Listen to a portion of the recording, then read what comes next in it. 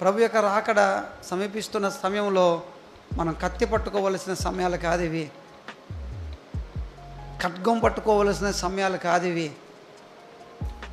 కఠినముగా జీవించవలసిన సమయాలు కాదు ఇవి.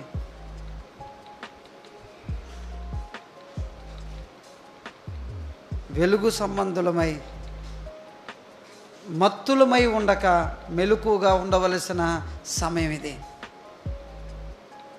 ప్రభు ఒక రాకడ ఎప్పుడు సంభవిస్తుందో, ఏ విధంగా సంభవిస్తుందో, ఎలా సంభవిస్తుందో దాని కొరకు ఎదురు చూడవలసిన రోజుల్లో మనకు వచ్చాం. కొన్నిసార్లు కొన్ని విషయాల్లో మనం మత్తులమై, మత్తు అనేది నిర్లక్ష్యానికి కూడా గుర్తు. నిర్లక్ష్యంగా పేతురు చాలా నిర్లక్ష్యంగా కత్తి ఉంది కదా అని చేతిలో దాన్ని వాడకూడని దాని కొరకు వాడినప్పుడు పేతురుని యేసు గద్దించాడు.